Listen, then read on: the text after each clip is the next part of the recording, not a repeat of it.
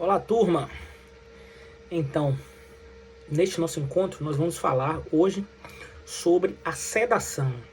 Falamos sobre analgesia nesse ambiente de UTI, vamos falar sobre sedar. Sedação, os medicamentos, obviamente que é mais utilizados.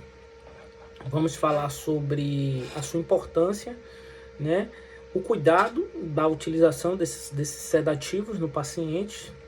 O uso da bomba de infusão, super importante, assim também como a terapêutica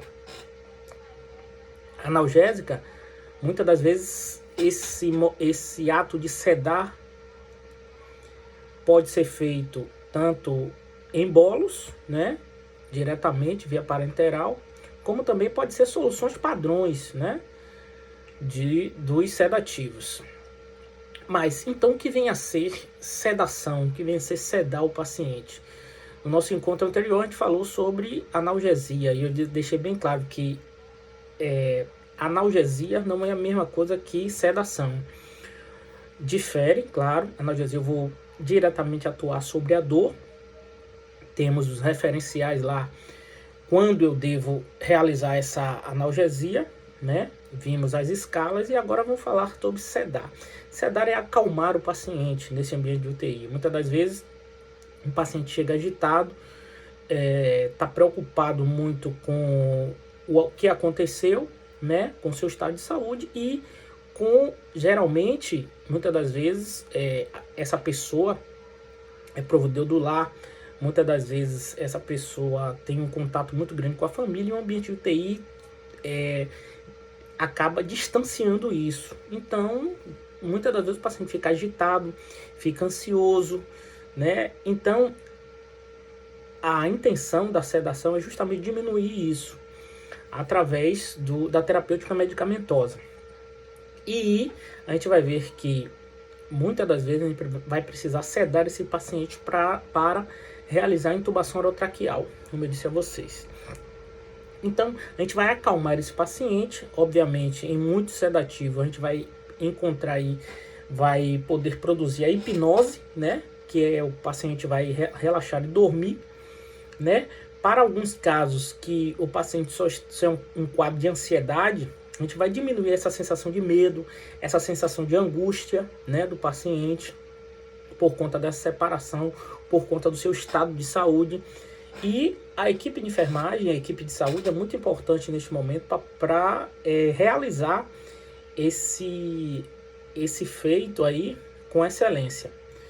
Então, a gente vai estudar algumas escalas também que é importante na monitorização da sedação. Porque algumas evidências apontou que a avaliação do nível de consciência e sedação é necessária fazer várias vezes durante o dia ali na UTI. Porque, às vezes, o que eu falei para vocês, a dose, ou seja, quando a gente fala em solução padrão, assim eu falei também na analgesia, dose é muito fácil você falar, mas a gente precisa ver se a dose está atingindo o seu efeito terapêutico. Ou seja, se eu quero sedar o paciente, se aquela dose está sendo suficiente para sedar. Então, assim, há um cálculo que é feito, o médico vai fazer, vai ver o peso, vai ver a altura do paciente, e aí vai fazer esse cálculo. Mas muitas das vezes, apesar o cálculo sai exato, mas a metabolização dessa droga, desse medicamento, difere. Então, de paciente para paciente. Então, assim, é utilizado as escalas, assim como a escala da dor, existe uma escala de sedação. Algumas unidades usam a escala de Ramsay, outras unidades utilizam a escala de Haas. A gente vai estudar essas duas escalas porque a mais utilizada é a de Ramsay, mas você pode ir para uma unidade que os intensivistas utilizem a escala de Haas. A escala, ela analisa justamente o nível de sedação para ver se eu vou aumentar essa sedação, se eu vou diminuir, porque o objetivo de sedar não é deixar o paciente muito tempo sedado, porque isso aí vai aumentar os dias de internamento, e é o que a gente não quer, e vai também, consequentemente, aumentando esses dias de internação, aumenta também o risco de uma infecção o distanciamento familiar, então, e, sobretudo, pode influenciar num diagnóstico positivo desse paciente para uma alta, até para semi-intensiva, ou para enfermaria, se, por exemplo, o paciente estiver muito sedado por conta da metabolização, por conta de doses altas, pode mascarar alguns quadros, e não é isso que a gente quer. Então, essas escalas não se destina, obviamente, a pacientes inconscientes. Então, se eu tiver um paciente inconsciente, eu não vou utilizar a escala de Ramsay, nem a escala de Reis. Ou, sobretudo, em uso de bloqueadores neuromusculares. Será a temática também de nossos outros encontros aí. Por quê? Porque os dados ficam inconclusivos. Eu não vou ter como avaliar, exemplo, o paciente agitado se ele tiver inconsciente, se ele tiver um paciente, se ele tiver com uso de bloqueador neuromuscular. Não vou conseguir. Então, rapidamente, falando da escala de Ramsay, é uma escala que ela analisa de 1 a 6, ela vai de 1 a 6, sendo que 1, o paciente está ansioso, agitado, impaciente, ou ambos, né? Está ansioso ou agitado, acordado, e 6, o paciente não responde aos estímulos, né? Então, assim, de 1 a 6, 1 é acordado, 6 é o paciente sem estímulo nenhum, praticamente dormindo ou inconsciente.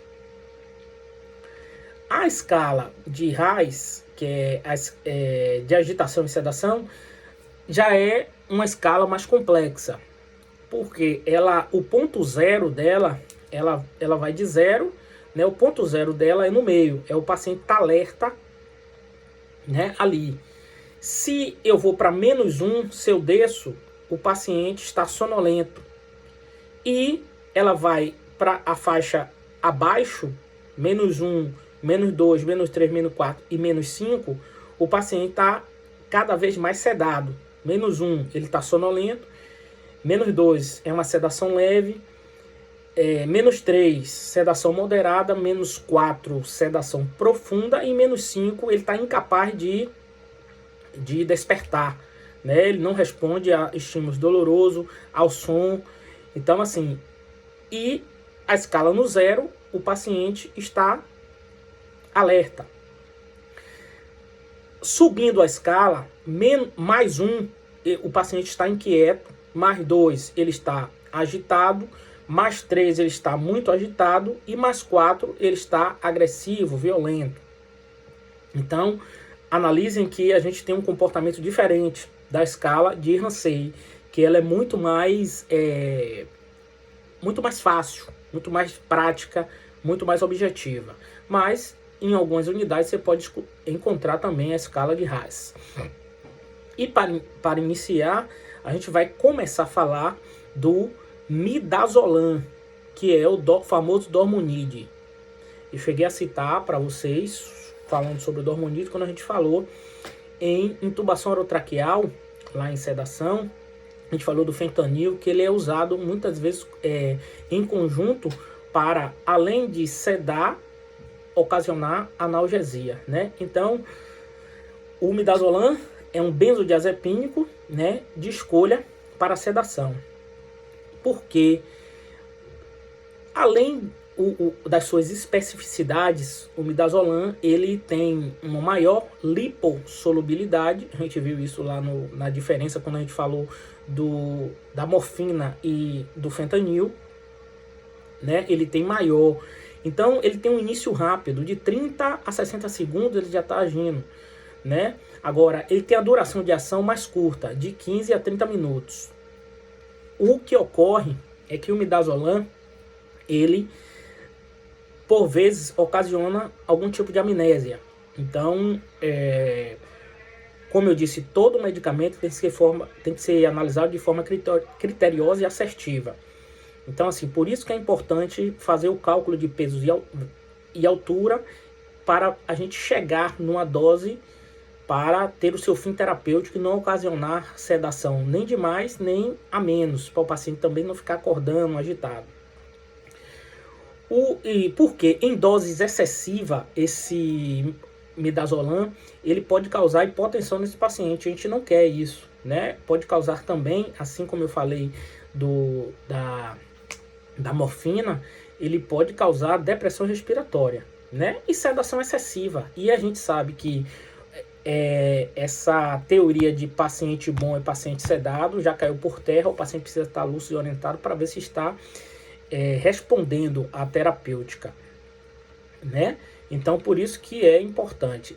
Geralmente, o midazolam, o dormonide, se o paciente teve uma depressão respiratória ou insuficiência respiratória, hoje nós estamos vendo nesse momento aí, muito se falar em sedação, em uso de ventilador mecânico, né, em ambiente de unidade de terapia intensiva.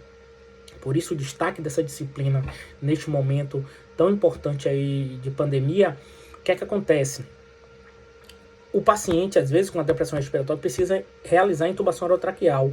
E aí é necessário fazer tanto o dormonide como o fentanil para realizar esse procedimento de intubação orotraqueal. Porque eu disse a vocês que esse procedimento ocasiona muita dor ao paciente. Então, assim, a gente precisa realizar essa sedação. E muitas das vezes ainda precisamos utilizar os bloqueadores neuromusculares, né? Mesmo o paciente inconsciente, muitas das vezes você vai ver que o intensivista ou mesmo o anestesista vai solicitar uma dose de bloqueador. Vai depender também da experiência, da expertise desse profissional. Tudo é baseado assim. E vai lhe solicitar também para fazer um uso de um bloqueador neuromuscular para ajudar aí a relaxar o paciente e realizar a intubação de forma assertiva e sem complicações. O que é que acontece? Muitas das vezes também, após uma PCR em ambiente extra-hospitalar, em ambiente de emergência ou em ambiente de UTI, a gente utiliza a solução padrão desse dormonide. E o que é que acontece? Essa solução padrão, ela precisa ser tanto colocada em bomba de fusão e essa solução precisa ser a todo tempo ali monitorizada. Por quê? Porque eu vou analisar se essa solução padrão está fazendo o seu efeito terapêutico, que é sedar o paciente de forma ali tranquila, não tendo excesso, nem sendo fraca demais. Então, muitas das vezes, você vai ver nesse ambiente, ele pediu uma solução padrão de dormonide e uma solução padrão de fentanil, né? Então, o paciente vai estar lá em uso de fentanil e dormonide, um analgésico, né? E um sedativo, porque é importante e ele é muito utilizado de forma conjunta. A enfermagem tem que estar atento à utilização da bomba de fusão, né? Porque essa bomba de fusão, ela vai controlar o gotejamento, obviamente, deste medicamento, e neste controle a gente precisa ver se há bolhas no circuito, se a bomba está funcionando de forma efetiva para produzir o efeito esperado neste paciente. Tranquilo? Cuidados de enfermagens, que são importantíssimos com este medicamento. Analisar, como eu disse, sinais flogísticos ali no acesso. Às vezes o paciente está com acesso periférico, às vezes ele está com acesso central, e a gente precisa analisar isso, analisar justamente todos os cabos para ver ali os equipos, para ver se o medicamento está sendo infundido de forma tranquila, de forma correta ali, né? Analisar o curativo propriamente dito, né? Analisar sobretudo sinais de infecção do acesso, né? Infiltração, o tempo todo a gente precisa analisar infiltração, por isso que a gente está ali todo tempo com esse paciente. E, sobretudo, realizar curativos ali diariamente, sobretudo se for um acesso central. Vamos falar agora do Propofol. O Propofol, gente, ele é utilizado também, é um sedativo, né? Hipnótico e também um ansiolítico, que também ocasiona também, muitas das vezes, se for feito rápido, amnésia ao paciente. Ele é feito para indução anestésica e também é realizado em ambientes de UTI para sedar esse paciente. O Propofol ele tem uma ampola de 10 e de 20 ml, e também existe uma ampola que é de 50 ml, que é utilizado numa bomba específica, né? O diprifusor é o nome dessa bomba, que a gente utiliza o Diprivan PFS. E por quê? Em UTI, sobretudo neurológica, esse Propofol é o sedativo de escolha, por não ultrapassar a barreira hematoencefálica.